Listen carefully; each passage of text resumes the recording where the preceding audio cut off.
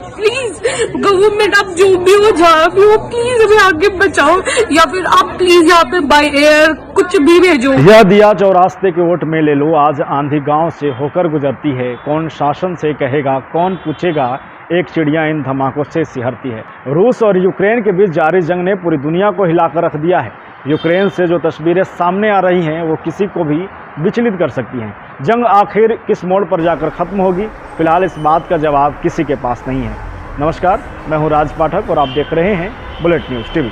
इस वक्त पूरी दुनिया की नज़र रूस और यूक्रेन के युद्ध पर टिकी है। इस बीच लगातार यूक्रेन सभी देशों से मदद भी मांग रहा है, लेकिन किसी भी देश ने आगे बढ़कर यूक्रेन की मदद नहीं की। तब सवाल यह है कि क्या सभी देश रूस से डरते हैं या कुछ और कारण है।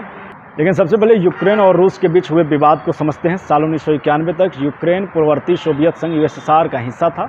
अलग होने के बाद भी यूक्रेन में रूस का प्रभाव काफ़ी हद तक दिखाई देता था।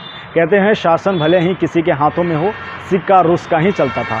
यूक्रेन की सरकार रूसी शासन के आदेश पर ही काम करती थी, लेकिन यूक्रेन की बिगड़ती अर्थव्यवस्था, बिगड़ती और बढ़ती महंगाई और अल्पसंख्यक रूसी भाषी लोगों का बहुसंख्यक यूक्रेनी लोगों पर शासन ने विद्रोह की चिंगारी सुलगा दी। यूक्रेन के राष्ट्रपति वोलोडिमिर जेलेंस्की ने 2021 में अमेरिका से नाटो में शामिल होने की अपील की।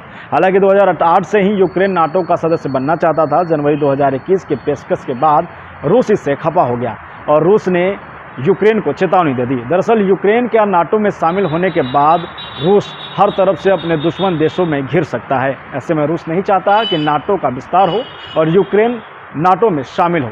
आइए समझते हैं आखिरकार ये नाटो क्या है। प्रथम विश्व युद्ध के ठीक 21 साल बाद दूसरा विश्व युद्ध 19 सितंबर 1939 से सितंबर 1945 के बीच लड़ा गया।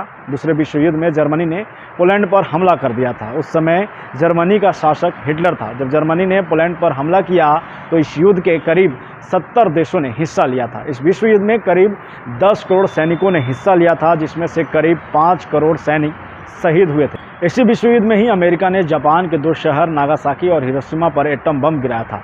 सेकेंड वर्ल्ड वार के बाद उत्तरी अमेरिका और अन्य देशों ने मिलकर 1949 में NATO, North Atlantic Treaty Organization बनाया।